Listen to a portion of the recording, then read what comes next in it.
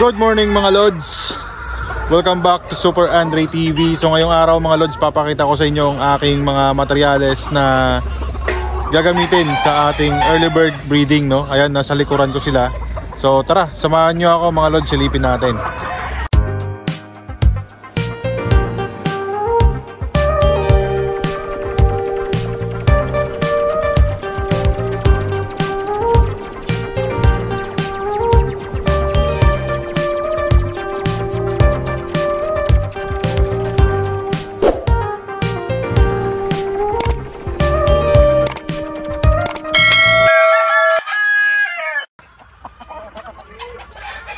So, ito mga Lods, ang aking mga materialis na isiset para ngayong early bird, no?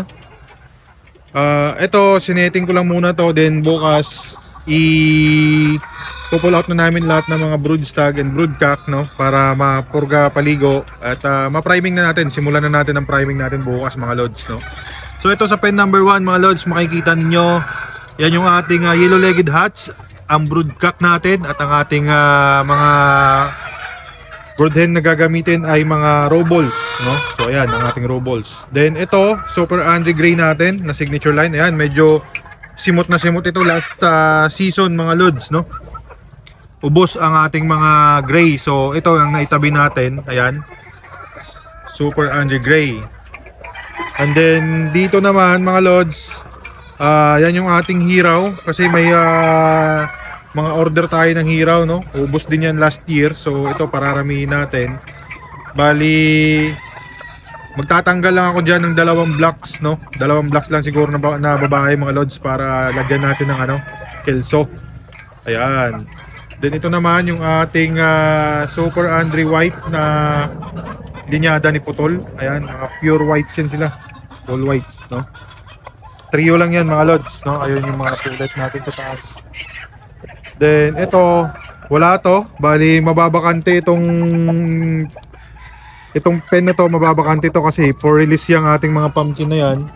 No, diyan natin ilalagay yung dalawang blocks na kukunin natin sa kabila. Then dito sa kabila naman, ayan yung ating yellow-legged dots pumpkin, no. So ito yung mga nanay, ayan. Yan yung ating for sharing, no, na i-out natin, penta yan kasama yung isang brood stag doon. Then ito yung mga anak nilang babae, no?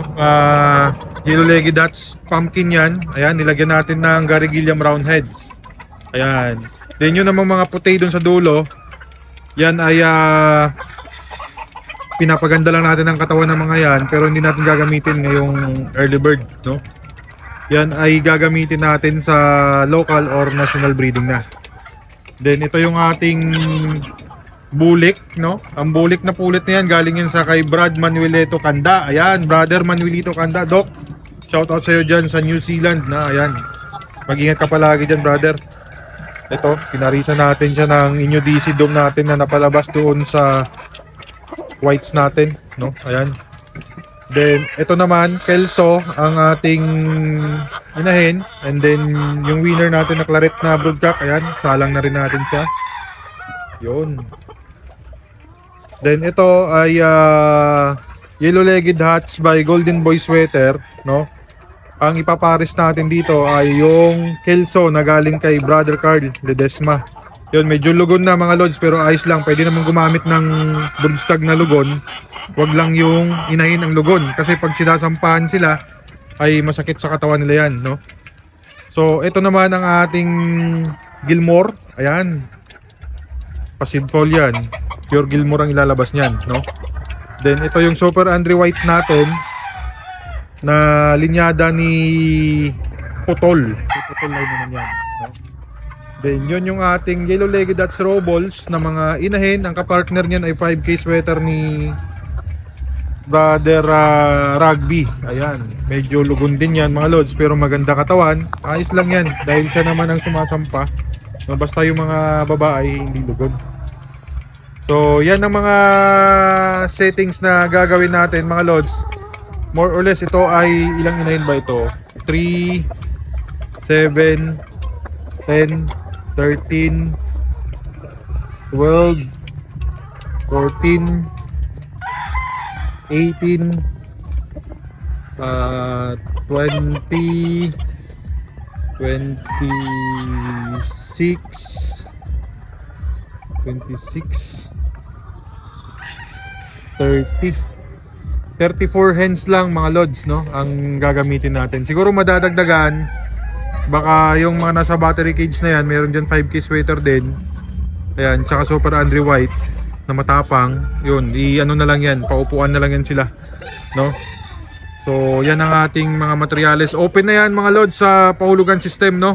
Ayan, sa mga gusto na mag-avail ng pahulugan system natin for 2025 na early bird, ito yung ating mga sinalang mga lods. Ayan, ayun si Kuya Kirk, to. Kirk, ayos ka lang Kirk. Magaling yan. So ito, magbabawas na kami dito ng mga whites na nakatali. Lahat ng mga whites na mapupusuan ko rito ay itatabi ko, lagay dun sa kabila, para bukas dito natin makucord ang ating mga brood cock and brood stag na sisimulan na nating i-priming. So by Saturday ay naka-schedule to sila for 5-in-1 maternal vaccine, no? Yung ating mga nakatabi doon. Doon sa range meron pa akong mga seed fall doon, pero mga 4 months old lang yan. Nandyan yung mga 5K sweater na pure, mga gray and whites natin, no? So ito si paring DJ, oh. Pare, shoutout ka nga muna, mag-hi ka, batiin mo yung mga taga Masbate. Ipag yan na lang ngulikta siya ng mga paso. So yung mga paso ay ating hugasan, no? Ayan. Si Manong naman, ayun, oh, naghihintay na yan ng ano. Long, sipatin mo na kung ano yung mga puti natin na dadalhin natin doon sa kabila. Dito turo ko na lang. Bali ang bakante natin doon, ilang ano, siyam na tipi ang bakante. So kuha tayo rito ng siyam na whites. Doon muna i-cord sa'yo. Kasi mga lods, meron kaming cording area talaga doon sa kabila na doon galing, no, yung mga broodcock and broodstag natin na sinalang ngayon. Doon yun naka-cord. Ngayon dahil kinuha na natin sila, so babalikan natin ngayon doon ng mga national banded na stags. Ayan, para matalian naman natin dito ng mga broodcock natin and broodstag natin. So ayun, sparring legit na kolekta. Yan. So yun, no, ang aming tarak-tarak mga lods ay naayos na din sa wakas, no. After ng mga struggles na nangyari sa akin sa Nueva Ecija, eh may magaling na technician akong nakita, taga San Miguel Bulacan, ay taga Santa Maria Bulacan. Santa Maria ba yun? Santa Maria yata. Review ko yung mamaya sa page niya, no. Pasalamatan natin yung si Bro Anjo, taga Masbate din yun, no? Mabait talaga mga taga Masbate, ah. So ni-repair niya lang yung ating board mga lods, at gumana na yung ating sasakyan. So ayan, makakapag atid-atid na tayo ng mga order ng mga manok. So yun lang mga lods, ang update sa aming farm, no. Itong puti na to, gwapo talaga na ito. Yan. So ito mga lods, ang routine ni parang Regine yan. Pagkapon, kinokolekta yung mga paso. Yan. Tapos hugasan yan isa-isa, babrasin, tatanggalin natin mga dumi-dumi at mga lumot-lumot dyan, no? At taob, bukas balik ulit sila ng malinis, no? So yun lang ang update dito mga lods. Pinasilip ko lang sa inyo ang aking mga gagamiting materials for early bird. Control lang kami mga lods kasi ang target namin ay ano lang, mga ano lang siguro, mga 300 lang siguro na sisyo to 400 kada category, no? Sa early bird target lang namin mga 3 to 400 lang na sisyo, kasi more or less mga siguro nasa 150 to 200 lang na stag, pero baka 150 lang na stags ang ating ating papalabas. So yung iba naman doon seed fall, tulad ng mga whites natin, o white to white na cross, yung gray natin seed fall din, gray to gray. Yung mga battle cross natin dyan, yung mga reds. Pero yung mga whites natin mga lods, kahit na ano yan, kahit na seed fall yan, pwedeng gamitin yan sa laban. So ito sample ng ating whites mga lods, oh, pogi, oh. Ito mga lods, puti ito na cross sa gray. Iyan, cross yan sa gray. Super Andre Gray cross sa Super Andre White. Yan ang resulta. Nakapugi at talagang binitaw na namin, talagang maayos. Hindi ako nagsisi at hindi ako nagkamali sa ginawa kong cruises. Yan. So mamimili ako dito ng 9 na piraso at dadaling ko sa kabila. Nakaplay. So ayan mga lods. Si paring Reggie pala, no? Ang ating breeder handler, no? Assistant na si Manong. Manong, balik ka nung. Pakita ka rito. Tapos yung cameraman namin, ayan. Multi-purpose din yan. So si Manong Pinoy, ayan, i-orient ko sila, no, regarding dito sa ating sinalang. Pre, tingnan mo yan. Kung mapapansin mo lahat, pare-pare sila ng leg band.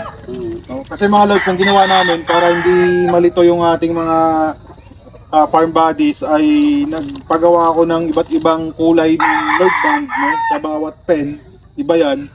Ngayon, may leg band number din ito for record keeping natin.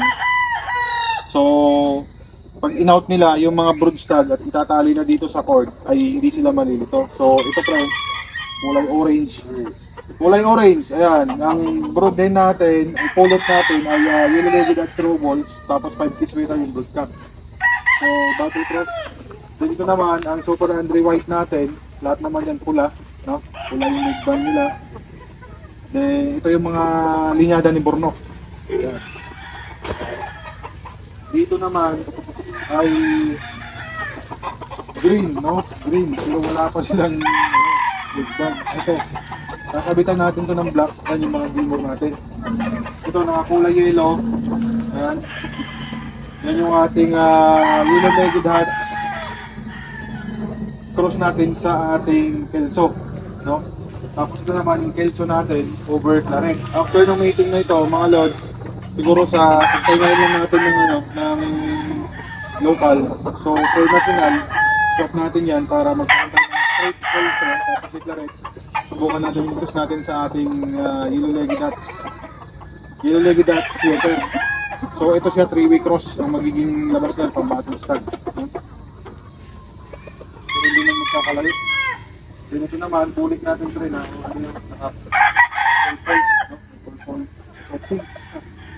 Yung leggy dance dito pang-pin. Tapos, fiber niya ay nakikita powder. Ako na bala sa relocation. Sa inyo lang, para di kayo palito. Sa pagsulat sa itlog. Pagsulat sa itlog, ako naman maglalagay ng number niya. Pero ibig sabihin kasi sa ngayon, ginawa kasi namin ngayon mga lods, setting lang muna para makita namin kung paano yung meeting. Then after nito, dahil nakaset na, bukas magsisimula kami yung priming, out namin yung broodstag, tali natin. So pagbalik pre, alam mo na kung paano mo ibalik. Mag-base ka na lang sa kulay ng leg band, para hindi ka mabito.